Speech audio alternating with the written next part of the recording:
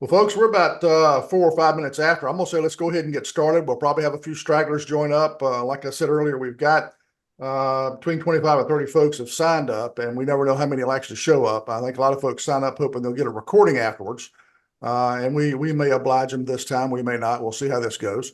But I appreciate all of you joining, especially just right before the start of a holiday weekend. I know you probably got a lot of things to wrap up, so you can hopefully take a long weekend this weekend, have a little downtime. This is the first of three webinars. It's three webinars in a series. And what these are kind of a redo or a follow-up of presentations that Rich Katzmann and I gave at Coverings a few months ago. We had a lot of good response at those. Had a lot of good questions came up. We only had 30 minutes for the topics. We felt like that wasn't quite enough to do it justice. So we thought what we do is offer these same topics again, cover the same presentations. We're going to cover the presentation a lot quicker. We're only going to spend about 10 or 15 minutes on that because hopefully, in every one of the emails you got, you had a link to go get a copy of the presentation ahead of time. So hopefully you've already gotten that, downloaded it, looked at it, familiar with it, and are showing up with questions. Our game plan is to spend maybe 10 or 15 minutes doing a high-level review of the presentation and some of the data, and really just open this up for questions. What we want to do is make this a forum for you guys to ask us questions, ask each other questions. If you've got specific data points you want to do some comparison with, this is a great shot to talk to some like-minded folks and do a little benchmarking. So that's what this is for here today.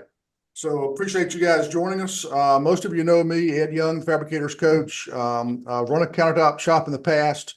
I've owned my own brick and mortar business. I run manufacturing plants in multiple industries, so a long history in manufacturing. Been coaching in this industry. My first client was in '01, so I've been at it for that long. In case you don't know him, I'm going to let Rich introduce himself. Sure. Thanks, Ed. Yep. So I'm Rich Katzmann. I currently, last 3 years, have been running the Rockheads group. For those of you that don't know much about the Rockheads, we're over 100. It's about 118 countertop shops, fabricators, all in our view doing things the right way, the best of the best. So they're automated, they're wet, they're in compliance with OSHA, they're hungry for data, benchmarking, they compare best practices with each other. And we have webinars every other Thursday and get together for live events. So if you're interested in the Rockheads, give me a call and we can certainly have a conversation about it. Prior to that, I ran laser products for 5 years. So that was really my introduction into the industry.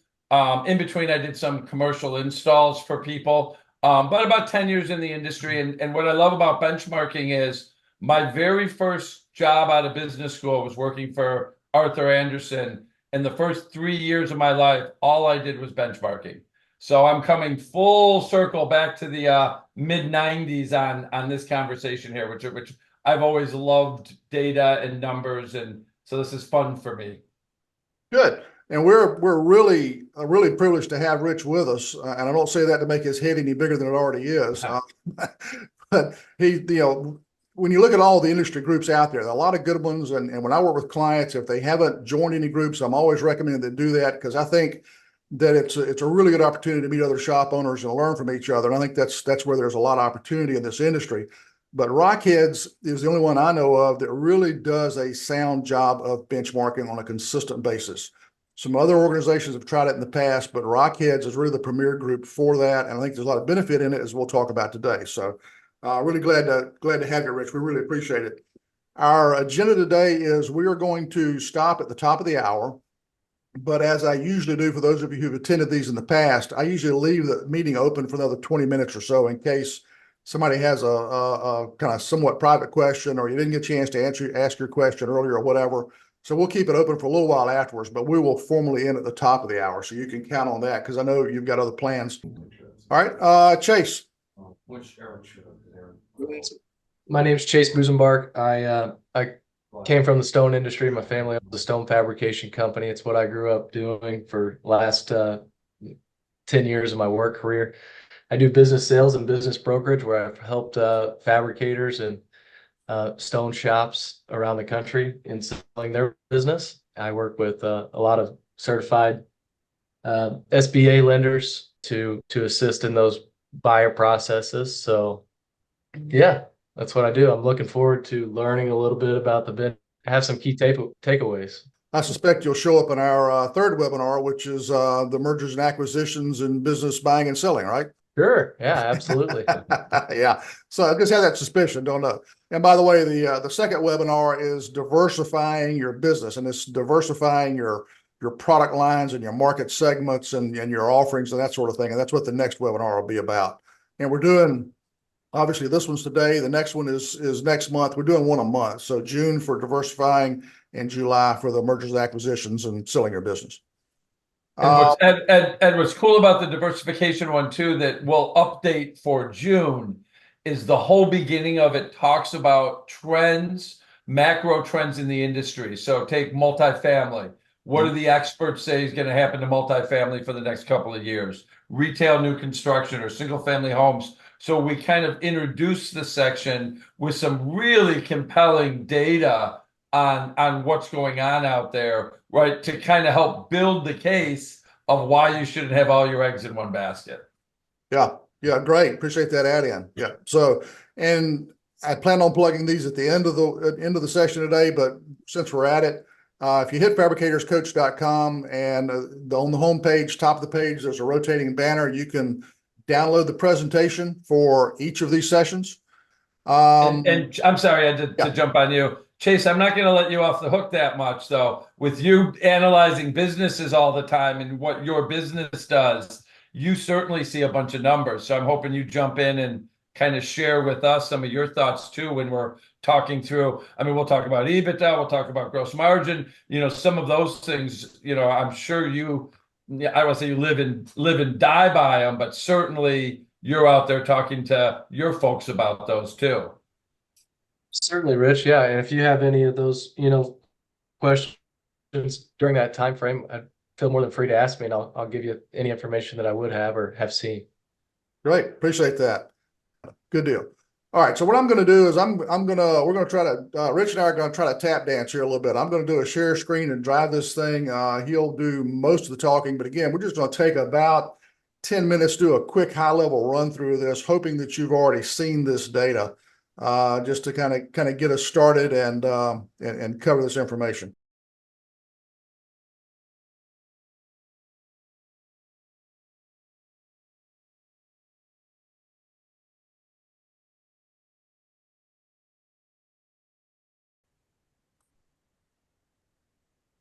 Beautiful. All right, so you already heard about us. So let's start off with this one. What is benchmarking? Yeah, no, right. So right out of the gate, and this is going to feed into some of the coming slides too. Benchmarking only works if you act on it, right? So, I mean, it is a tool. To get a report with 30 numbers on it and to look at them and to do nothing is not going to help the business at all, right? So what we really preach and emphasize is, what do you do after it, right? You get your numbers, you see, hey, I'm high in this area, or why am I doing this? And it's really the action plan behind the benchmarking that adds all the value to it. We're going to get into a slide here in a couple of 8 reasons why we benchmark. So I'm not gonna blow that cover yet. There we go. Let's do it. Perfect. And some of these are obvious, and some of them aren't obvious. I mean, one of the things again that we like to talk a lot about is your employees want data. They want to be held to, not subjective criteria, but they want objective numbers for them to be able to hit, right? It holds them accountable. They want to be held accountable, right? And it really drives the train in one direction. So the numbers aren't, they're great for your business, for you to look at, to, say your material costs are high, to go beat the crap out of your suppliers, but they're also really important within your business and getting the train moving in the right direction. Yeah, and then digging into, and the common theme, of course, in all of these 8 is data.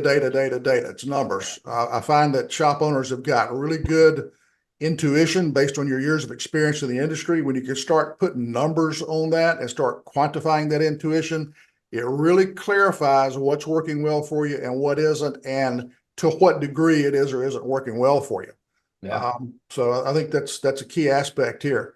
And one of my favorite stories is I went to a large shop large $20 million shop up out of Michigan, Detroit, and all they did, so number 5 here says numbers create competition, right? All the shop did was they bought a flat screen TV. I think they had 5 install crews, maybe a few more. And all they did on that TV was put how many square feet per day for the week the crews were doing. Didn't say anything, didn't offer any bonuses, did nothing more but expose what everybody was doing. And it immediately caused, nobody wanted to be last, and then everybody wanted to be first. So immediately the productivity of all of their crews went up just by exposing those numbers. Yep. Shine a light on the data, and it's amazing what can happen. Certainly. Yeah. And another good, probably a similar aspect of that, any of you who get the electronic version of Stone World magazine, great article this month. Eric Tryon talks about some things he did in his shop before he sold it to help drive down material cost. And it was making data visible, challenging people, and then doing just a really simple reward system that wasn't complex and wasn't huge dollars, but it had big effects. So again, the data drives a lot of behavior, and then making that data visible. And Ed, Eric's new shop is a Rockhead member, and their profitability, their earnings, EBITDA, was the 2nd or 3rd highest in our group. It was right around 30% profit. So Eric's new shop, he's back in the business, huh? He's back in the business just as an owner. He's not going. Okay. He likes to fish too much, but he's definitely involved with the business. Yeah, I knew fishing was in his blood. We've talked about being on the water quite a bit together, but so yeah, I didn't realize he's back in it. That's interesting. Yeah, yep, Alpharetta. So we're just gonna quickly, again, you guys have all this data, so I'd rather spend a little bit more time talking about a couple of specific numbers and why they're important than just kind of reading through the slides. But at the Rockheads, again, we collected 68 financial statements, operational statements. So if you think about your profit and loss statement, your balance sheet, some salary data, some operational data, this is what we collect from our shops to produce our benchmarking data. So it's quite a bit of data. You can see, from a Rockheads perspective, how big the shops are that participated, where they're making their money. So this just kind of gives you a good idea of how we do it. Everybody can do it differently. Everything's anonymous, so nobody's seeing other shops' data except for me. And that allows me, as I mentioned earlier, say your fab cost per square foot are $22 a foot, and the Rockheads average is $17 a foot, and the best in class is $12 a foot. What we do with this data is you would call me and say, hey, I suck at this. Sorry for the French. I want to get better. And then I can put you in contact with the shops within the group that are best in class, right? So again, it kind of goes to the, what good is the data unless you work on it? Absolutely. So and talking about pricing and costs. Yeah. So the first thing we always start with is, what are you charging your customers, right? And so that is the first question, right? Across our group, just under $80 a foot is what customers are paying per square foot.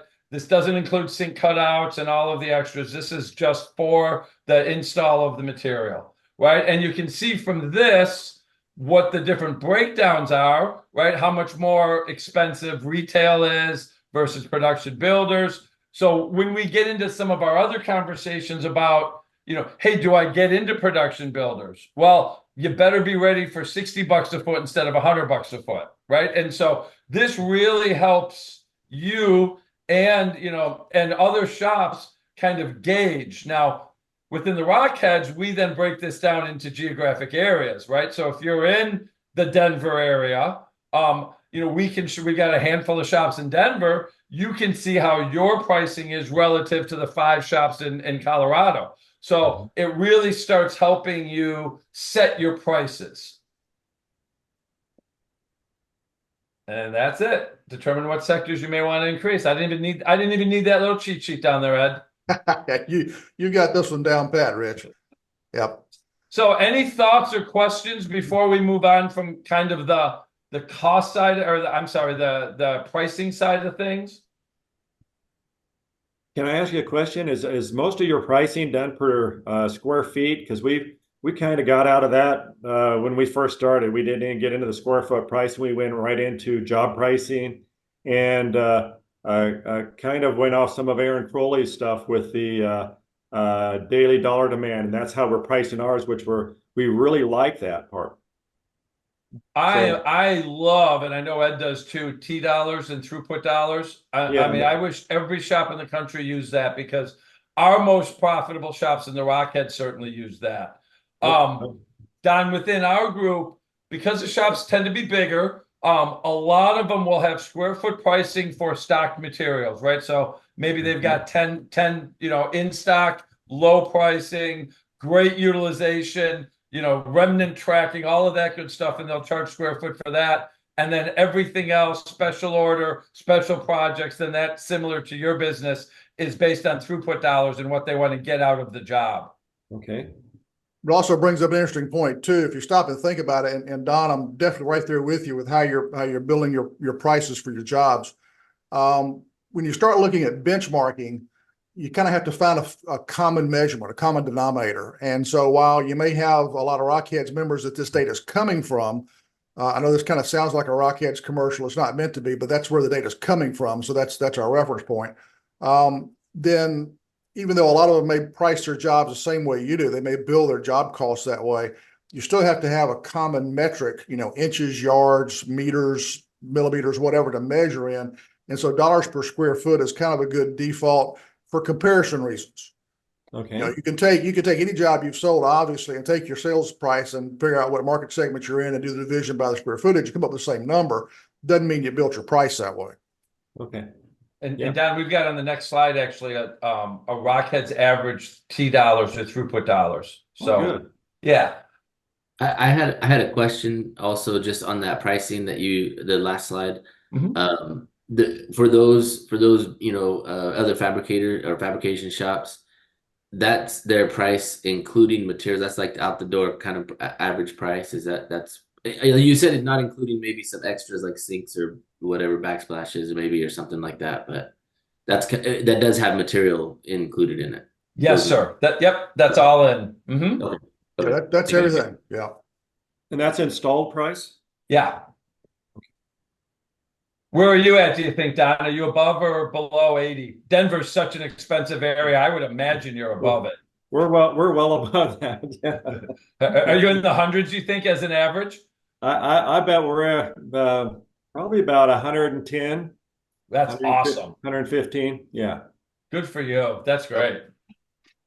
And again, one of the reasons I have that first slide is again, the Rockheads are a pretty diverse group. A lot of them do big box work, right? Which tends to drag down. I mean, you can see $64 a foot tends to drag down the average pricing too. But yeah, a $110 is phenomenal. You would be near best. You'd be top 10% in our group. Well, most of our stuff is just retail also. It's like we seldom get into a lot of the no big builder programs at all. A few contractors, but most of it's just retail. So I like that. You didn't go down to Denver when there were 22 cranes up? No, we're not. No, we like Boulder, where there's the high end customs. Yeah. Sure. Do you guys go up to the mountains since you're north already? Yes, we do some of that up in Estes Park and stuff like that. Sorry, Ed, I'm getting off track. No, that's good. That's good. I think that the whole point of this is folks to ask questions and learn. So anything that's helping folks out, I think it's great. All right, let's talk cost of goods sold. So this is always an interesting one, right? For years, materials have kind of bounced around a little bit as far as what percent of your total revenue is being spent on materials. We actually saw back, 3-4 years ago when COVID started and the supply chain issues, that a bunch of our shops for the first time ever went over 40% material spend.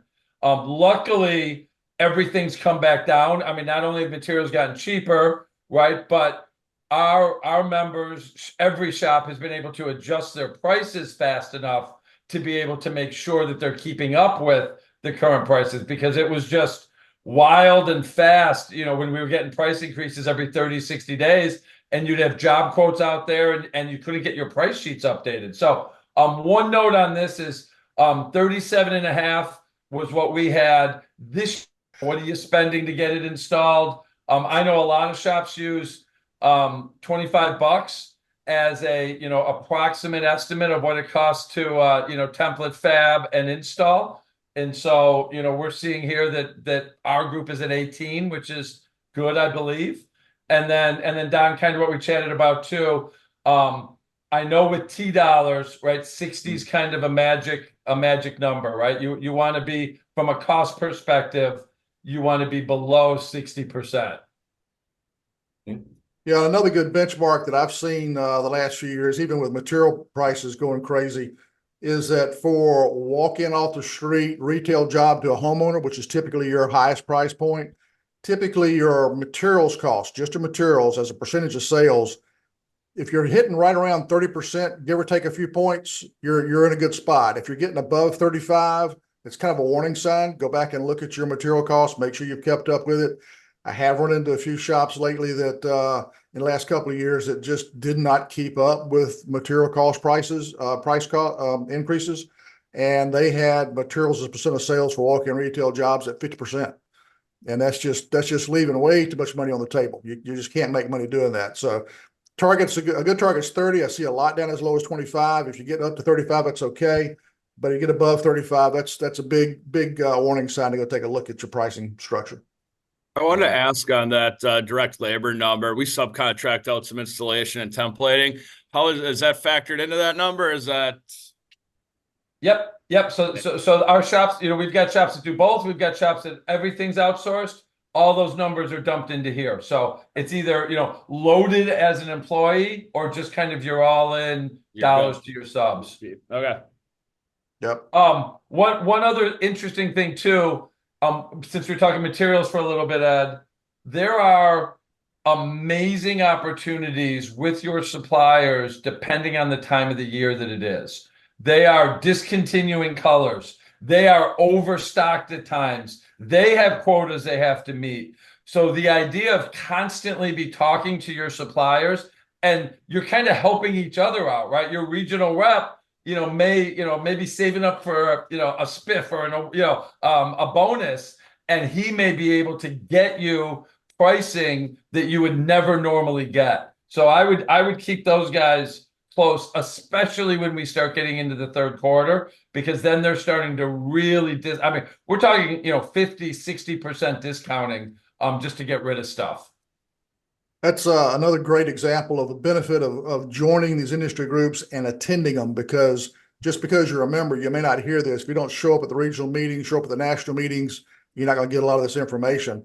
I was privileged enough, I ran into Eric Rapp, who's a distributor, worked with Rockheads at one point in time, but now works for a distributor on the West Coast. And Eric was kind enough to sit down with me and do a podcast, which we just released a few weeks ago, about what Rich is talking about, how to work with your slab supplier, how to take advantage of some of the options they've got out there and help manage some of your costs. So if you're interested, hit the Fabricators Coach podcast and download that episode. Yeah.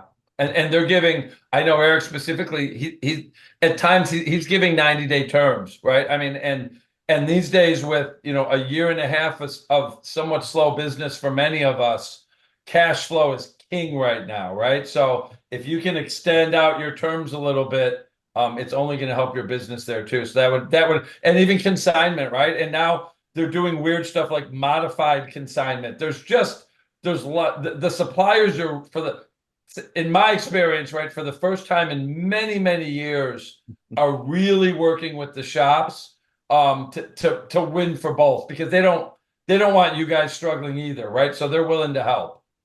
It's probably the first time since before the recession, right? Yeah. Yep. Yeah, it's been interesting. The shop that I ran, I was running it before the recession started, and we did really well, surviving through the recession, and the landscape totally changed afterwards. So it's been interesting. It's good to see them coming back to that in terms of benefit for the fabricator. Yeah. Again, just a kind of a summary table, but interesting, right? Gross margin is such an important thing within all the shops, within all of our shops. a lot of the shops will pay commissions based on gross margin, right? That's how you're bonusing or commissioning your sales force. So knowing what your gross margin targets can be, should be, is extremely important, right? Again, you can see this is just our histogram. We certainly like to see gross margins over 45%. That allows for some extra cash flow, some extra EBITDA. But again, if you're in this kind of 35 to 45 range, that's solid, but you certainly should be pushing towards the top. Yeah, definitely. A lot of different strategies to get there. If you're not sure what gross margin means, I know some folks with smaller shops may not necessarily use those terms a lot. And I know too, I look at a lot of P&Ls for companies that I work with. A lot of times P&Ls are structured differently because of how the owner has them set up, or maybe they're not working with an outside CPA, so they're not doing a lot of standard cost of goods sold, gross margin type division on their P&L. If you're not really sure what that means, talk to Rich or I offline. We'd be happy to walk you through that. So, yeah, it's a great way to compensate your sales force, right? I mean, again, I'm with Don. I would do it on T dollars, but if you're not a throughput shop, then gross margin's a great next step. Yeah, because it gets the salespeople to look closer. It helps them drive activities that are going to support your profit better than just a top line sales number. Yep, and certainly hot sauce items, right? We talk about adders, that a lot of times will have zero cost to your shop. Like take a chip minimizer, right? That's one of our most popular ones, where you just go in and you round the sink cutout. You charge the customer $300 for that. If you're running a CNC, it costs you nothing extra. And that's just all profit. So your sales force, right, if they're incented on gross margin, man, that's going to be attached to every job that goes out the door. Yep, and that's just one of a list of things you can use to bump up the price. I was fortunate enough to guest host a podcast for ISFA, where I interviewed Jeffrey Grand, and that's all we talked about was those add-ons to your sales to drive your margins up. So if you're interested in that, if you're an ISFA member, go hit their podcast library, and you can pull that one up and learn more about that. All righty. So quickly on this one, Ed, I'm sorry I'm talking a little bit longer than right. maybe we planned, but right. So we talked about gross margin, right? 35% is kind of the low end of what you want. You really want it to be in the 40s, but that's fine. One of my favorite statistics is Peter DeCock, who founded Grand Courts, used to literally, when he was starting the business, would walk into shops and would ask them how much revenue they did. He would count the number of employees, and then he would either say, you're a good shop or you're a bad shop. And that's how he literally grew Grand Courts. Even today, so that was 40 years ago, even today, it still holds to be a really good metric. So, and Adam, again, a little confusing with if you're subbing people out, but you can estimate on that side. It's such an easy number to calculate. Take your revenue, take how many employees you have and divide it. If you're at 160, 150, you're probably overstaffed. If you're at 250, man, you're humming and just rolling right along. I can tell you that average Rockhead, I think we were at 202, but which means we had plenty of shops that were overstaffed. And again, this is something we look at. If you remember the COVID years, everybody just hired everybody with a pulse, and and a lot of the shops got a little fat. So our revenue per FTE number as a group actually got worse during COVID. The amount, got worse after COVID ended, right? The amount of revenue was no longer sustaining the number of employees in the shop. Yep, really good benchmarks. Yeah, and then quickly on EBITDA, and that's really going to be focused on in the M&A, right? Because EBITDA basically is just how much profit your business is generating, and the ITDA is just getting rid of some of the noise within that number. So basically, it's my shop makes us this much money, and it's what other shops will look at if they're interested in buying your shop. If you guys are in acquisition mode and you're looking at buying another shop, it's a number you're going to focus on. But one of the challenges of our industry, and it's too bad, but it is what it is, right? Is our average throughout the industry, as it says here, is about 5% EBITDA. if you look across every other industry, we're probably in the bottom 10%. Our industry does not make as much money as other non-comparable things, whether it's a Taco Bell restaurant or, you name it, an accounting company. We are at the bottom. And Ed can get into this too, from kind of maybe from a mathematical standpoint, eventually, not today, I don't think, but when you're at 5 to 6% EBITDA and the industry slows, or you lose a big customer, or any blip happens in your business, all of a sudden your cash flow is threatened. And it's a real thing. We've got to drive, as an industry, we have got to drive our EBITDA into double digits. You just have to. Even 10 is good, but 15 should be really everybody's goal out there. And it's easy for me to sit here and say, let's do that, right? We all know that's not reality, but again, a very important metric to look at. Yeah, Can I it's ask a absolutely- question? Why is the Yeah. Rockheads group 10%? What is some of the reasons for that? Well, because we're best in class. That's right. All right. The Rockheads, has been founded on data and benchmarking, and so I think the average tenure within our group is about probably 6 or 7 years. So this is what Rockheads focuses on, right? SFA, love SFA. If you want to learn what blade to use cutting Decton, join the SFA, right? NSI, ISFA, phenomenal for safety and marketing the industry, and they do some great stuff. The Rockheads group is the business group. This is what we wake up doing every day, is trying to make the shops more profitable. So as Ed mentioned, Hot Sauce or Jeffrey Grand's company, he's a Rockhead member, which is just add-ons. We are always waking up every day trying to think about how we can make our shops more profitable. And I'm sorry, this feels like way too much of a commercial, and that wasn't my intent. Well, that and was my question. Well, but yeah, that's all right. The other dynamic here too is when you go back to the earlier slide about the size of companies' annual revenue that are in the Rockheads, that were in this database for this benchmarking data. When you get into larger companies that are 15, 20, $30 million companies, they simply are run totally differently than a $3 or $4 million company or $1 million company. It's a much more professional organization. It's much more structured. You've got people, shop managers, ops managers, sales managers who have strong experience probably before they got into this industry. They know what good safety programs look like. They know what good quality programs, good training programs. They know how to do HR right and how to run a business based on the numbers. You can't run a 20, 30, $40 million business well and profitably unless you run it based on the data and make good decisions on that.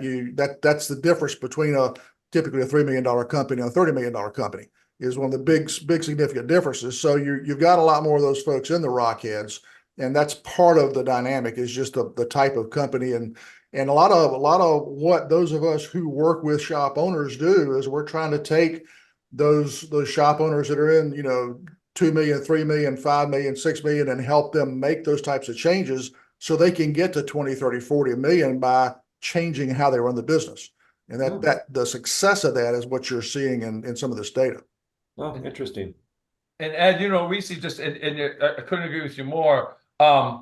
It's really interesting. Our smaller companies, right, 5 million, kind of in that area, man, they are grinding it out at 5%. I mean, even best practice sharing, everything we do to try to drive that out, that's a tough revenue number to be at, because you're kind of caught in between, right? And then we see this great increase in EBITDA from, say, 8 million to 15 million. And that's actually our peak.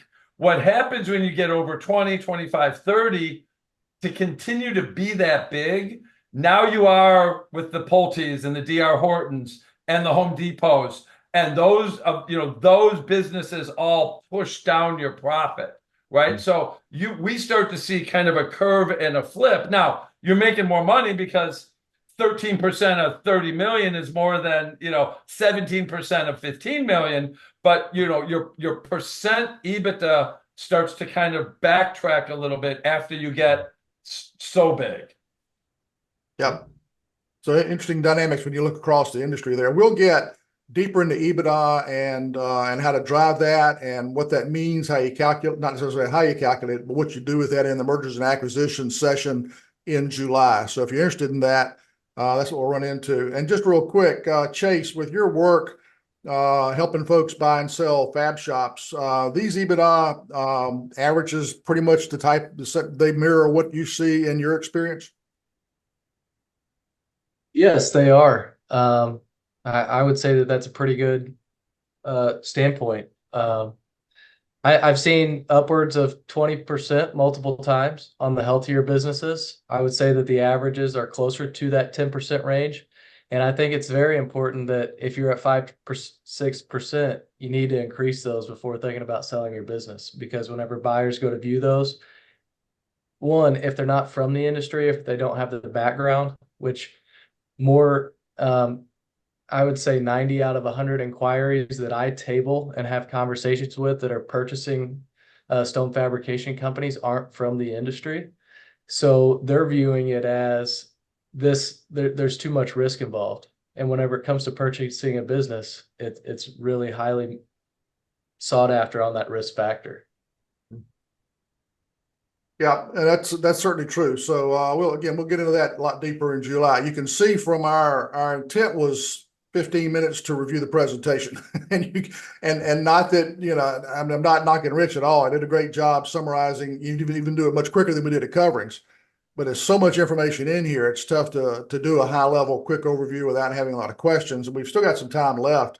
So anybody, we've triggered some questions. We've answered some of those as we've gone along. Any other questions that have popped up that you guys would like to know, maybe about some specific benchmarks, some metrics in your business you'd like to see if they fit some of the averages? One of the good things is Rich has at his fingertips right now all of the other data that's not on these screens. So if you got something specific you want to ask about, there may be something he can share with you. I know you got some burning questions, man. You and I've talked in the past. You got a bunch of questions. What's on your mind? Yeah, I mean, for me, it's more like a starting point. I think it's an interesting circumstance we find ourselves in. You know, I'm listening to these, you know, explanation, especially the one about the founder of Grand Quartz and his quick evaluation. You walk into a shop, and if I run those numbers on my shop, I'm like, man, he'd tell me to close my doors, I think. So I think it's like, how do you get there? I mean, it's not a bad goal. I mean, we're maybe 1.2, $1.3 million shop a year. We're small. We're very little. And we're in growing stages. So where do we start with that? You know, like what do we look at first, and what do we, you know, tackle first? We have a good system in place right now, but it can always be refined. You know, so I think when it comes to this financial side of things, like, okay, what do I look at first to tell me what my first step is to start making adjustments in what we do? Yeah, the numbers can help you with some of that. I'm sorry, go ahead, Rich. Oh, I was just going to ask, Courtney, you may have mentioned it before. What segments are you in? Who are you selling to get your 1.2? So we were like almost everything retail and like working for general contractors. And the general contractor we work for, like, you know, small custom remodel contractors. And because we couldn't take on anymore, we had a bridge saw and a couple of pro edges, and I just like that was keeping us busy. And so now when we upgraded to CNC, that wasn't even near enough work to keep the CNC busy, you know? So now we're like, okay, now I chase after stuff. For the last year or so, I've been working on trying to change, you know, have different segments, right? And so I actually picked up an account with Home Depot. We're servicing like 12 Home Depots. I negotiated good pricing with Home Depot, probably much better than most do. But we're kind of in a weird spot in California where there's not a lot of fabricators, and Home Depot it doesn't really have anyone local to cover this area. And so they were bringing guys from 4 or 5 hours away to cover our area, and they were looking for someone local. So it kind of worked out good, and I had a little bit of a leg up. So I was able to get, you know, higher price per square foot out of them. So that was good. And then I just picked up 2 small track homes. They're local builders that are the developers that are building tracks, and they're having, phases. And so I picked up 2 of those recently. So now I'm starting to diversify those segments. So we have retail, we have contractors, we have some tracks, and now we have and Home Depot. So that's kind of where we're at today, but we're barely on the beginning of that. I mean, I'm barely getting started into most of this months, barely months into it. That's awesome. You're right. There's 2 ways to get on the correct side of that formula. There's cut people or there's grow. And it looks like you are set up to grow, right? So I think that's great. Just got to hunker down a little bit, for a little bit. And again, I can't, again, not a selling thing.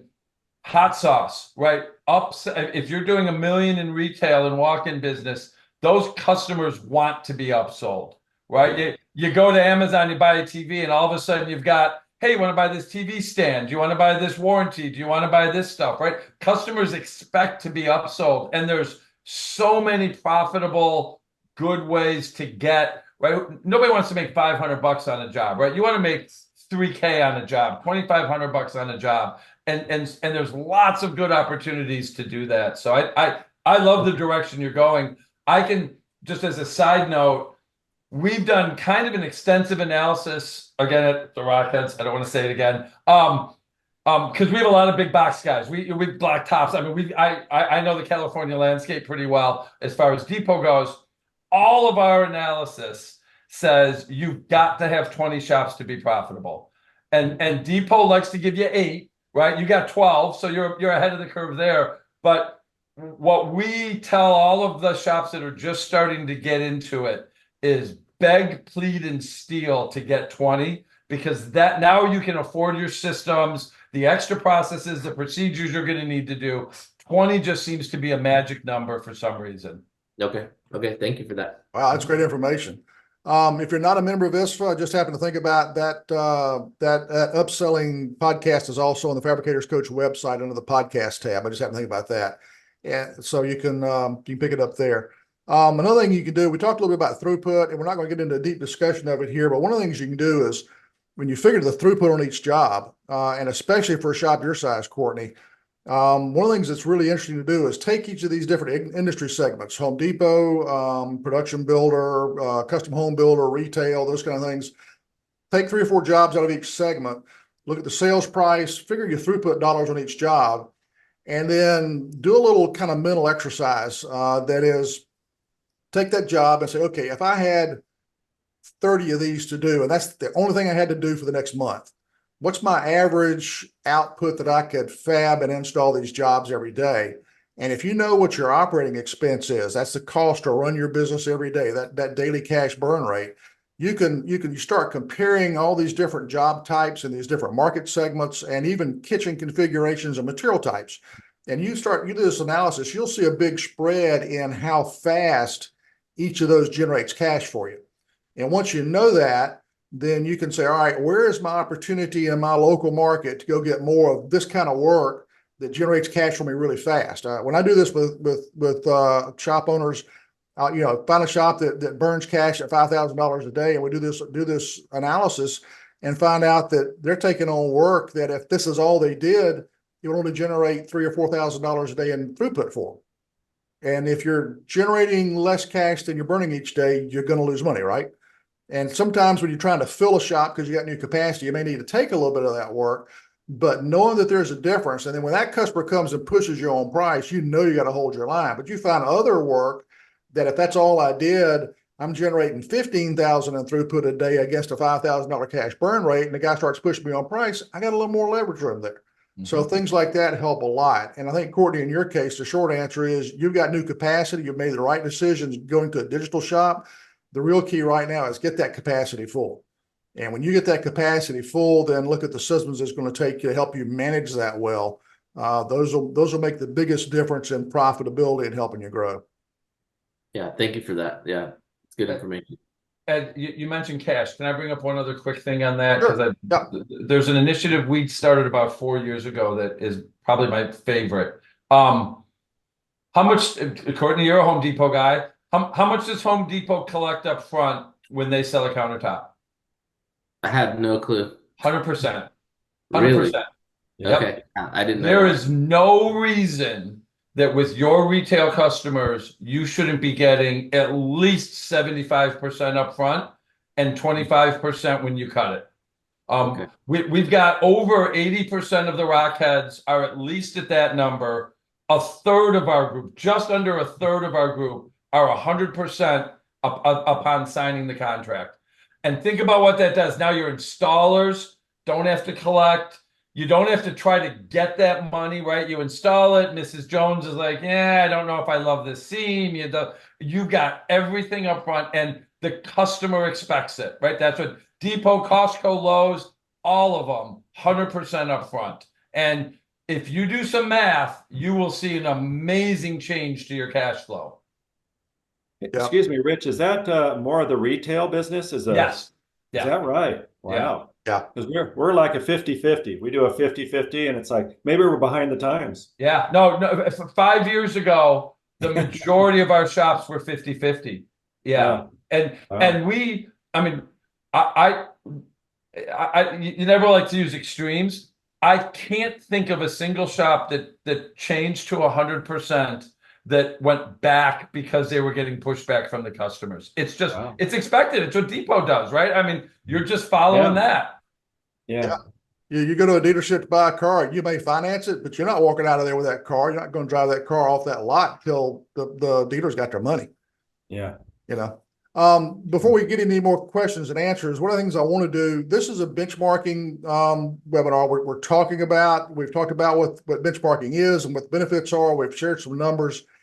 If any of you are interested in benchmarking with each other, jump in the chat right now and put your email address up there.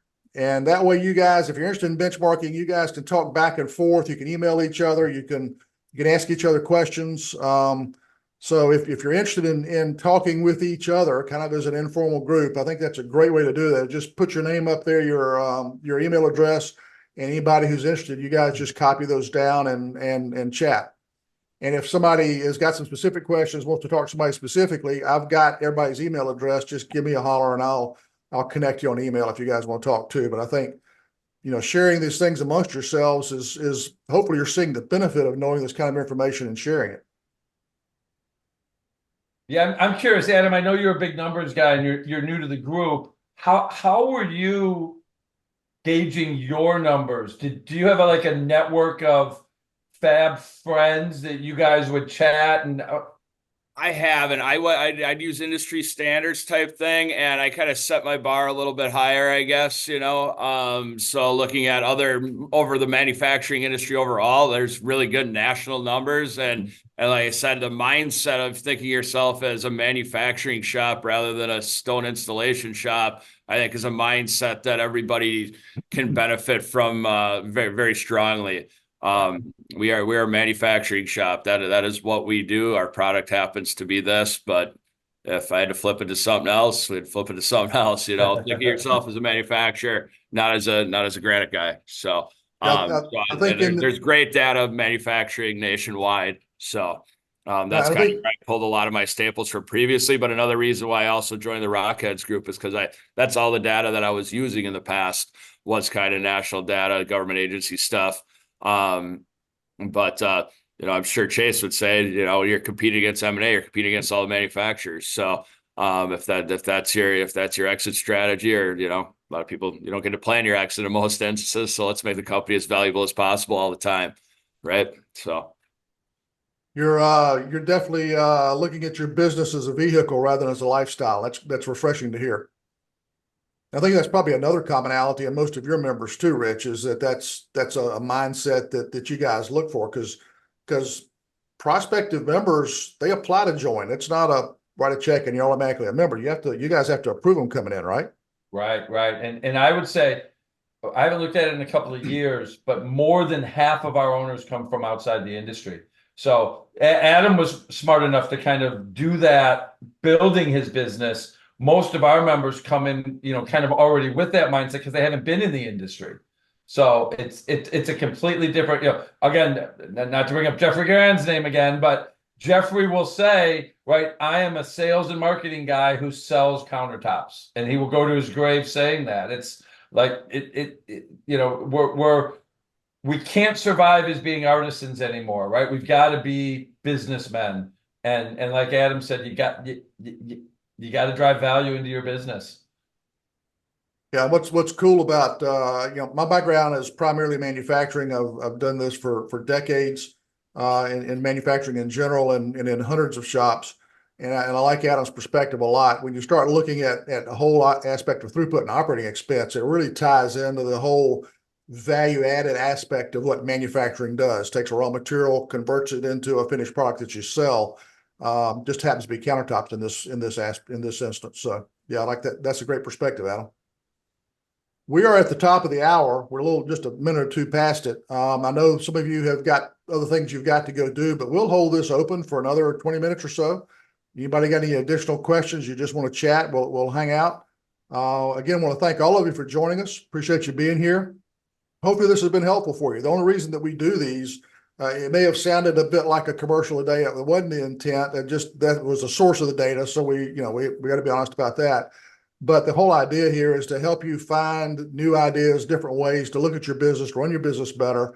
My philosophy is, and it's not unique to me, but if you don't, your business is running exactly the way you've designed it to run. And if you're not happy with how it's running, you got to change how you've got it set up. And that's why we do these webinars, is just to share information to help you out. And so, folks, I appreciate you being here, and I hope you have an awesome Memorial Day weekend.